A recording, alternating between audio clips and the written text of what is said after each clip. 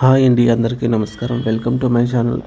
ఈ వీడియోలో ప్రభుత్వ ఉద్యోగులకు మరియు పెన్షనర్లకు జీతం పెన్షన్ పెరుగుదల అండి.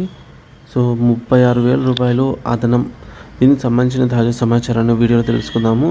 వీడియోని అయితే ఎక్కడే కానీ స్కిప్ చేయకుండా ఎండ్ వరకు చూడండి, అప్పుడే ఇన్ఫర్మేషన్ పూర్తిగా అర్థమవుతుంది. వీడియో చూస్తున్న ప్రతి ఒక్కరు వీడియోకి అయితే లైక్ చేయండి ఫ్రెండ్స్. ఈ వీడియోని తోటి ఉద్యోగ పెన్షన్ మిత్రులతో అయితే షేర్ చేయండి.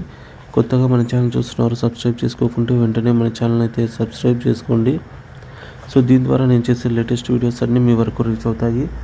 ఇక ఆలస్యం చేయకుండా వివరాలకు అయితే వెళ్ళిపోదాము ఫ్రెండ్స్. ఇక విషయానికి వచ్చినట్లయితే పండగ సీజన్ తర్వాత అందరూ తిరిగి విధుల్లో చేరారు. ఇంతలో శుభవార్త, డిఏ 12% పెంచబోతున్నట్టు ప్రభుత్వం ప్రకటించింది. ప్రభుత్వ ఉద్యోగులకు 12% డిఏ పెంపుకు అవకాశం ఉంది. ఈ ప్రకటన జీతం 36,000కు పెరుగుతుంది. మరి ఇది అసంఖ్యాక ప్రభుత్వ ఉద్యోగుల ముఖాల్లో చిరునవ్వును నింపింది. ఈ ప్రభుత్వ ఉద్యోగులకు ప్రభుత్వం 12% గ్రాట్యుటీ అలవెన్స్ డిఏ పెంపును ఇచ్చింది. పండుగ సీజన్ ప్రారంభం కాకముందే కేంద్ర ప్రభుత్వం విరాళాలను పెంచుతున్నట్టు ప్రకటించింది. 7వ వేతన సంఘం కింద జీతం తీసుకుంటున్న కేంద్ర ప్రభుత్వ ఉద్యోగులకు ప్రభుత్వం 3% డిఏనైతే పెంచింది.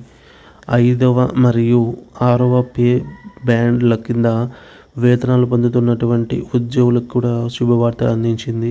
తాజాగా కేంద్ర ఆర్థిక మంత్రిత్వ శాఖ మార్గదర్శకాలను విడుదల చేసింది. 5వ పే ప్యానెల్ కింద వేతనాలు తీసుకునే ప్రభుత్వ ఉద్యోగుల గ్రాట్యుటీ 12% పెంచుతున్నట్టు పేర్కొంది. ఫలితంగా వారు ఇప్పుడు 45.5% చొప్పున డిఏ పొందుతారు.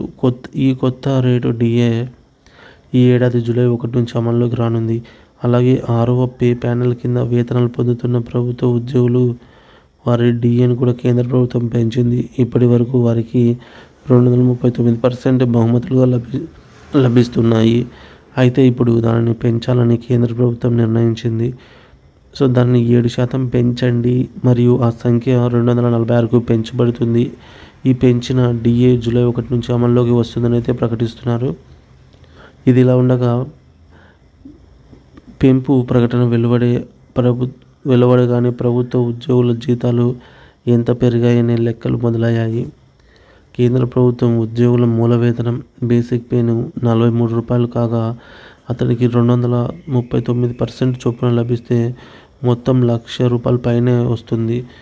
అలాగే 246% డిఏ ప్రకారంగా కేంద్ర ప్రభుత్వ ఉద్యోగి యొక్క జీతం ₹1,05,000 ఉంటుందని లెక్కలు చెబుతున్నాయి. అంటే ఈసారి నెలకు దాదాపుగా ₹3,000 అదనంగా అందుతుంది.